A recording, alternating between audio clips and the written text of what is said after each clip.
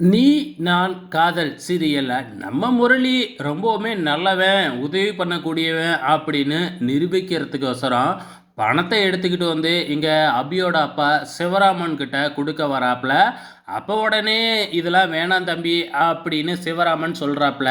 உடனே அபி இருந்துக்கிட்டு, நான் உங்களுக்கு அடிக்கடி கால் பண்ணிக்கிட்டே இருந்தேன்ல, இதுக்காக தான் எங்களோட கடன் எல்லாமே அடைச்சாச்சு அப்படின்னு அபி சொல்கிறாங்க. இதை கேட்ட உடனே முரளிக்கு கொஞ்சம் ஷாக்கிங்காக இருக்குது.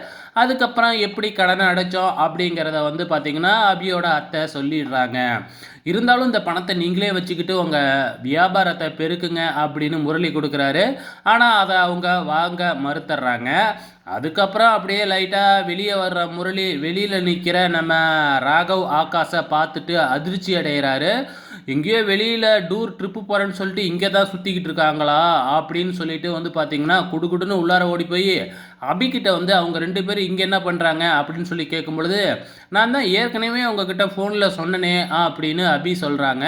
அப்போ தான் முரளிக்கே ஞாபகம் வருது, அப்போ நம்ம தான் அந்த டைமில் கேட்கலையாட்டுக்கு அப்படின்னு சொல்லிட்டு, இப்போ என்ன செய்கிறது, நம்ம இங்கே இருக்கவும் முடியாது, இவங்களை எப்படியாச்சும் இங்கேருந்து அனுப்பணுமே, போய் நேராக வீட்லேயே சொல்லிடலாமா அப்படிங்கிற மாதிரி முரளி தன்னோட ஃப்ரெண்டுக்கிட்ட ஐடியா கேட்குறாங்க.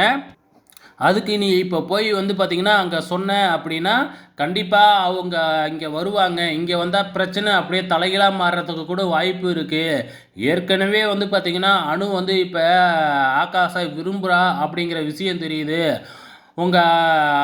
அதாவது ஆகாஷோட அப்பா அம்மாக்கிட்டேயும் அணு அதே பதில சொன்னாங்கன்னா, ராகவ் எப்படியாச்சும் 2 பேத்துக்கும் கல்யாணம் பண்ணி வச்சுருவான். அதனால் அப்படிலாம் பண்ணாத அப்படிங்கிற மாதிரி வந்து சொல்கிறாங்க. ஸோ இதுக்கப்புறம் என்ன நடக்குது அப்படின்னு பார்த்தீங்கன்னா, இவங்களை இங்கேருந்து எப்படியாச்சும் விரட்டணும் அப்படின்னு முரளி திட்டம் போட்டுக்கிட்டு இருக்கிறாங்க. ஸோ இங்கே திருவிழாவும் ஆரம்பிச்சிட்டாங்க. சாமி கும்பிடுறாங்க. சாமி கும்பிட்டுக்கிட்டு இருக்கும் பொழுதே இந்தாண்ட அனௌன்ஸ் பண்ணுறாங்க. ஸோ வழக்கமாக நம்ம ஊரில் திருவிழா நடந்தாவே இந்த போட்டி 3 போட்டி நடக்கும் அப்படின்னு சொல்லிட்டு ஃபஸ்ட்டு எடுத்தோன்னே குஸ்தி போட்டியை தான் வைக்கிறாங்க. அதுக்கு அடுத்தது வந்து பார்த்திங்கன்னா லேடிஸும் ஜென்ஸும் விளையாடுற மாதிரி ஒரு போட்டி, 3வதாக உரியடிக்கிற போட்டி. ஸோ ஃபஸ்ட்டு குஸ்தி போட்டி. நம்ம ஹீரோ ராகவ் வந்து அபியை தனியாக அழைச்சிட்டு போயிட்டு என் தம்பி உன் அக்கா கிட்ட பேசணுங்கிறான், ஏற்பாடு பண்ணு அப்படிங்கிற மாதிரி சொல்கிறாங்க. அதுக்கு நம்ம ஹீரோயின் வந்து பார்த்திங்கன்னா ஒரு கண்டிஷன் போடுறாங்க. ஸோ நம்ம ஹீரோவும் வேறு வழியே இல்லாமல் அந்த கண்டிஷனுக்கெல்லாம் ஒத்துக்கிறாங்க. ஸோ 3 போட்டியிலையும் நீங்கள் கலந்துக்கணும் அப்படிங்கிற மாதிரி. ஸோ நம்ம ஹீரோவும் அந்த குஸ்தி போட்டியில் போய் கலந்துக்கிறதுக்காக போகிறாரு இன்றைக்கி. ஸோ போட்டியும் ஆரம்பிச்சிடுது. அந்த துணிக்கடைக்காரர் பாண்டி வந்து பார்த்திங்கன்னா மாட்டிக்கிட்டான், இன்றைக்கி அவனை போட்டு பொழக்கணும் அப்படிங்கிற மாதிரி திட்டம் போட்டுக்கிட்டு இருக்கிறாரு. எப்படியும் நம்ம ஹீரோ தான் ஜெயிக்க போகிறாரு நாளைக்கு, வெயிட் பண்ணி பாருங்கள்.